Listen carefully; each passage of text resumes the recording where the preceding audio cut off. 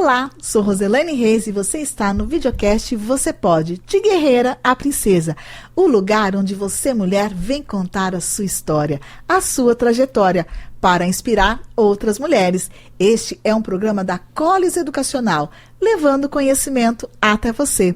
E quando nós falamos de conhecimento, de experiência, do dia a dia, gente, todo mundo chega para mim e fala assim: Rose, você fala muita coisa que tem que fazer, que tem que empreender, mas eu não tenho recursos, eu não tenho dinheiro. E isso realmente é uma dor de todo mundo. Então nós resolvemos buscar alguém para falar sobre investimento, sobre dinheiro.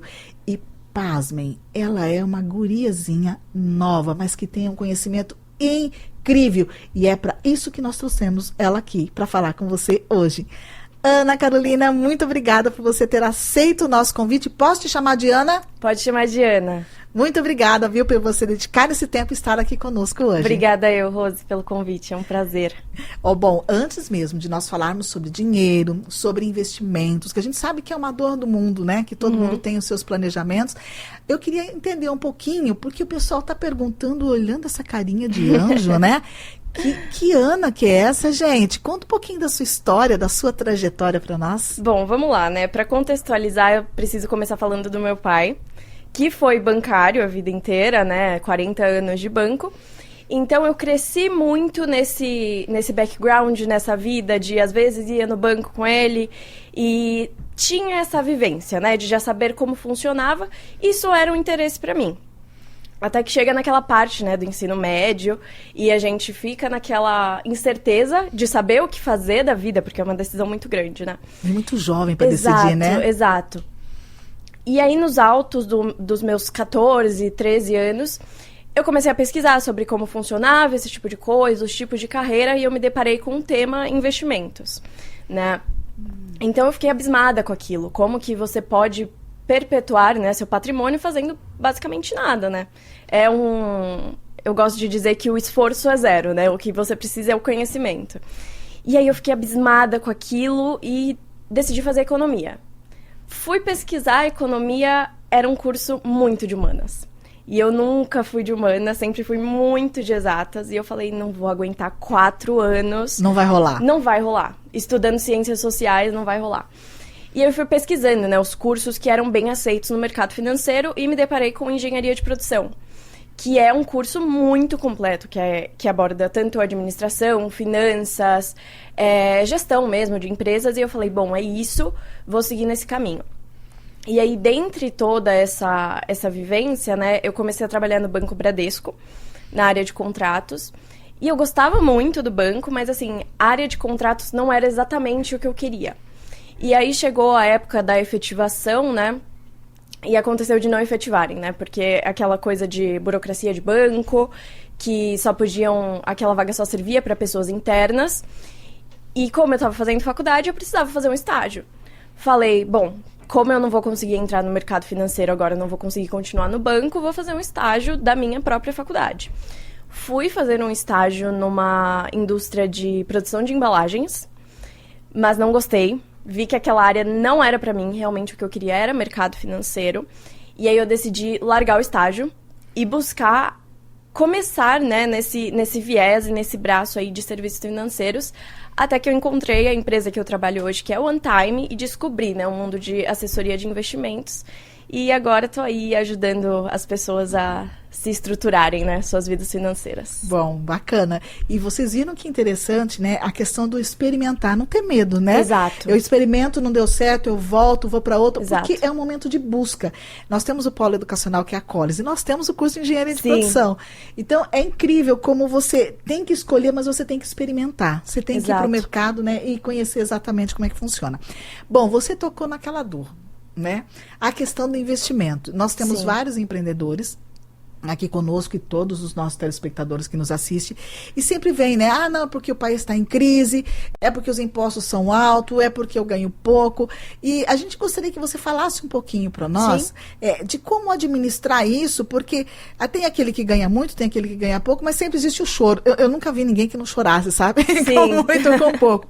Como é que você, dentro do que você já aprendeu hoje, dentro dessa experiência aqui na empresa, você tem isso, qual que seria, assim, uma orientação financeiro específico, primeiro para você arrumar, porque eu preciso ter uma organização, né? Sim. Quanto que eu vou gastar, e eu sempre ouvi falar, tipo assim, nunca coloque todos os ovos numa única cesta, né? Ou as frutas em uma única cesta, né? Então, aí eu tenho as minhas despesas, os meus custos, e eu preciso tirar uma reserva. E como que eu faço isso? Bom, vamos lá. Eu gosto de falar sempre, assim, que o mundo sempre vai estar em crise para alguém.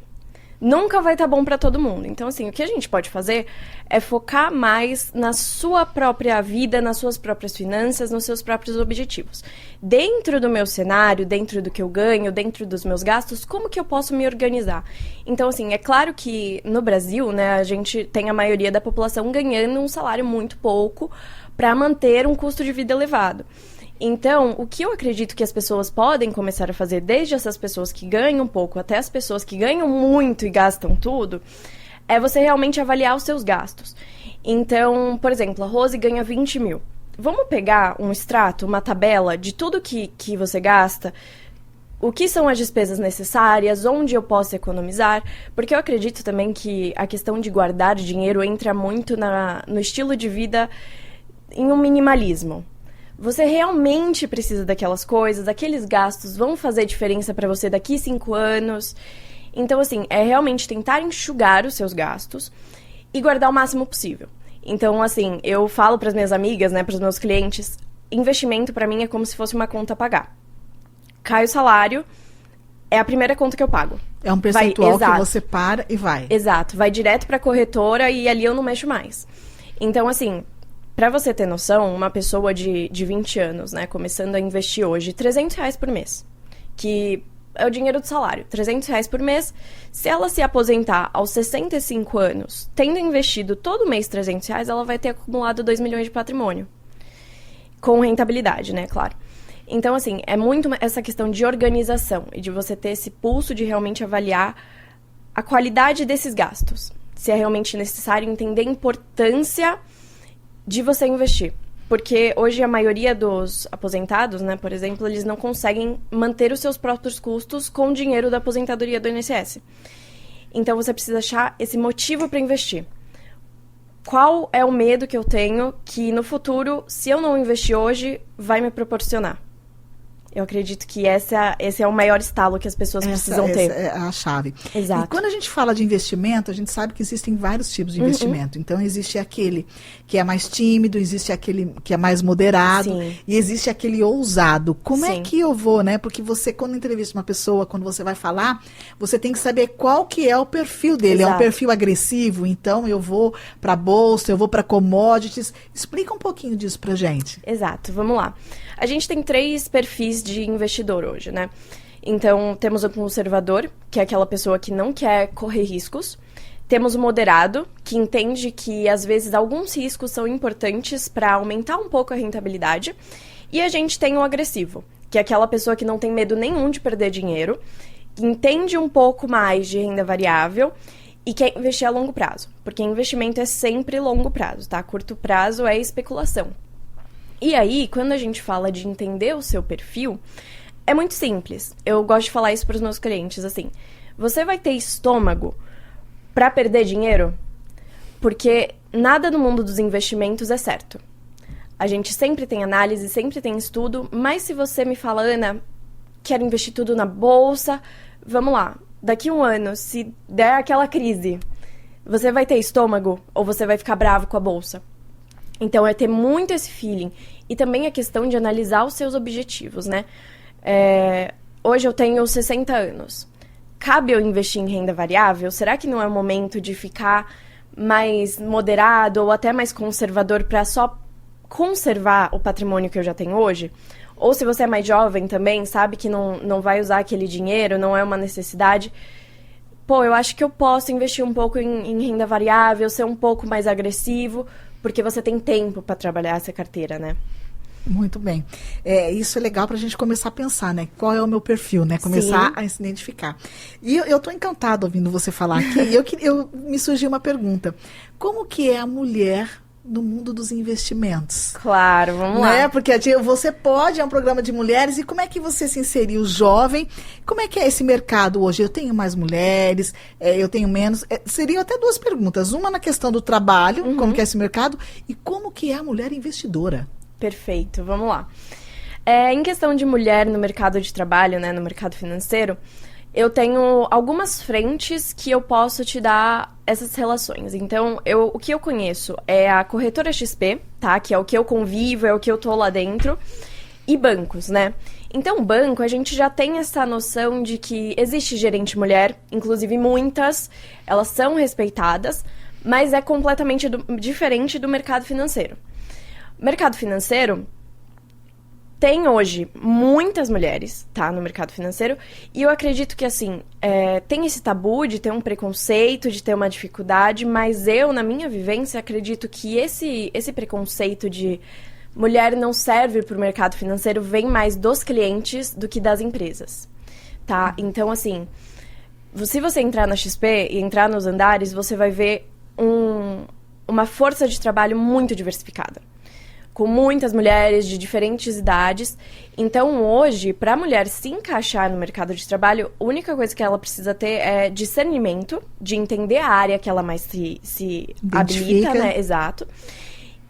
E a técnica, né? As certificações, realmente aquela qualidade de conhecimento, para que ela possa realmente fazer um bom trabalho, né? Mas a questão de ser mulher no mercado financeiro, eu não acredito que seja um empecilho. Mercado financeiro é estritamente a sua qualificação e a sua qualidade de trabalho. Ela não tem. Então, isso é mais o cliente. Então, olha só, né? Que coisa. Então, a gente precisa que o mundo aí abra um pouco a sua mente e entenda que as mulheres também têm capacidade e conseguem. Exato. E como que é a mulher investidora? Né? Aí, falando agora um pouco, ela é mais agressiva? Ela é mais conservadora? Vamos lá. Pelo que eu tenho, né, na minha carteira de clientes e tenho convivência, assim, com outras pautas, né, do escritório, a gente vê que as mulheres, no geral, elas são um pouco mais conservadoras do que os homens. Talvez por essa questão de ter um feeling maior, de ter uma maior cautela, né? Então, assim, tem muitas mulheres na bolsa, mas a gente vê que o investidor a mulher comum, ela é mais conservadora. Porque eu creio que eu tenho um sentimento de que elas não querem perder de jeito nenhum que elas construíram até agora. Mas a gente tem, principalmente as pessoas mais jovens, né, assim, entre seus 20 e 30 anos, tem muitas mulheres, inclusive influenciadoras, que têm essa pegada, né, mais agressiva. Mas aquele público entre 40 e 60 anos, feminino, até um pouco antes, até de 30 a 60, vamos falar, é mais conservadora. Eu consigo perceber isso. Identificamos então. Bom, agora falando sobre empreendedorismo, né? Você falou da questão de como me organizar, saber levantar quais são as minhas despesas, custo, né? Ser mais minimalista, como você falou. Mas para empreender, porque eu imagino que lá vocês têm conta de pessoas físicas, né? E pessoas jurídicas. Como é que um empreendedor hoje... no Brasil, a gente está tendo aí o início de uma reforma tributária, né, que está entrando. Como é que funciona para mim investir? Eu preciso investir em mim como empreendedora, mas eu preciso também no meu negócio. Então, ele está começando. Então, eu tenho ali uns 3 anos de adaptação, né, de aceite, de entrada mesmo no mercado. E depois eu preciso planejar o crescimento da minha empresa, né? Então, aí eu vou ter lá o registro da minha marca, depois eu vou ter uma sede própria, depois eu posso abrir uma franquia ou abrir unidades. Existe um planejamento financeiro para o empreendedorismo? Sim, claro. Inclusive, assim, primeira lição que eu falo para empreendedores tenha organização nas finanças da sua empresa. Porque tem muitos empreendedores, assim, desde pequenos empreendedores até pessoas e empresas que já estão maiores no mercado, que não tem organização financeira nenhum do que entra, do que sai, mistura PF com PJ, e isso dá errado sempre. Então, assim, você ter muito claro, primeiramente, aquela planilha de despesas e de gastos da empresa. Então, você saber ter essa noção do que é da empresa e o que é teu salário. Porque o empreendedor... retirada. Exato. O empreendedor não pode ganhar 1 milhão no mês e tirar 900 mil. senão a empresa vai dar errado e não vai ter essa organização e essa estrutura, né, que as empresas, principalmente começando, precisam. Então, assim, quando a gente fala de investimentos para a pessoa jurídica, a gente tem mais uma questão de serviços financeiros, tá? E fluxo de caixa. Então, tem 2 tipos de empresa, né? Empresa tomadora e empresa investidora. Então, empresa tomadora é aquela empresa que ela vai só investir dinheiro em, por exemplo, maquinário ou na própria empresa, em mais funcionários. E aí, essa empresa realmente ela precisa mais uma questão de fluxo de caixa. Mas tem uma empresa investidora, que é a empresa que realmente retém recurso. Para caso aconteça uma oportunidade de investimento muito grande, ela tem esse caixa.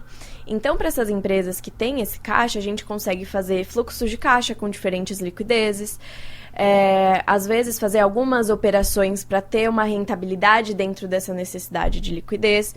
E, claro, serviços financeiros, né? Então, acho que o maior conselho depois de organize as finanças da sua empresa é você aproveitar os produtos financeiros que as corretoras e os bancos podem te oferecer. Então, adiantamento de crédito, crédito em tipo de investimento. Então, por exemplo, você tem um valor e você quer um crédito, mas não quer se descapitalizar. Vamos fazer uma operação que te dê esse crédito e fique ao mesmo tempo investido. Então, a gente tem diversas soluções para que o empreendedor não se engambele, né? Mas a maior delas, com certeza, é isso.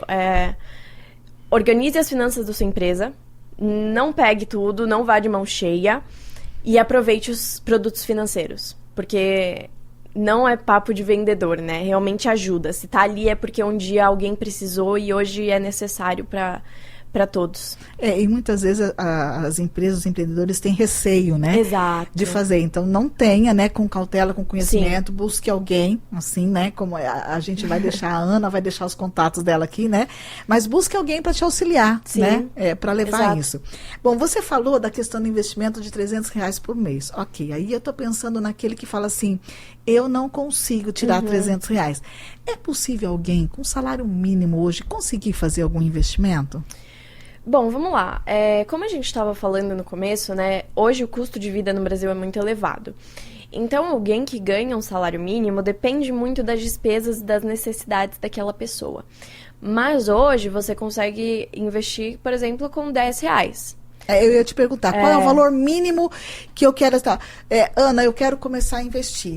Olha, eu estou sem controle nenhum, mas eu preciso fazer aquilo que você falou, fazer como que uma prestação ali, né? Um carnezinho. Qual é o mínimo que eu consigo investir com você hoje?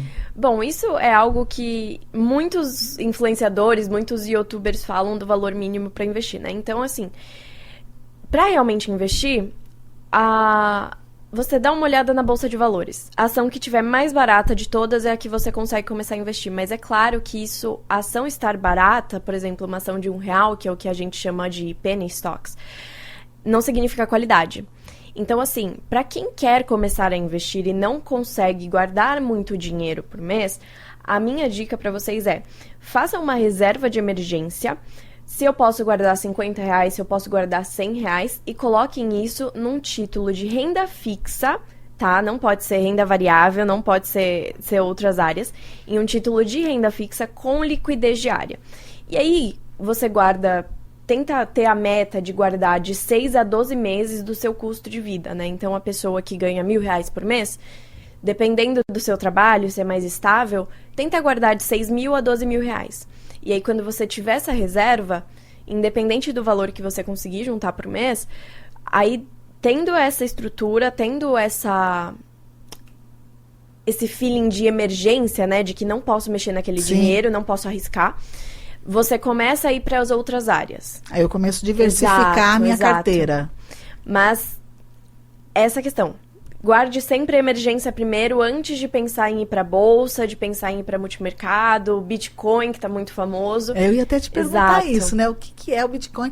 E realmente ele é seguro? Você trabalha com isso? Na XP a gente tem diversas formas, né, de investir em Bitcoin, tanto entre fundos, quanto o Bitcoin em si. Mas funciona da seguinte forma. O Bitcoin é uma moeda digital.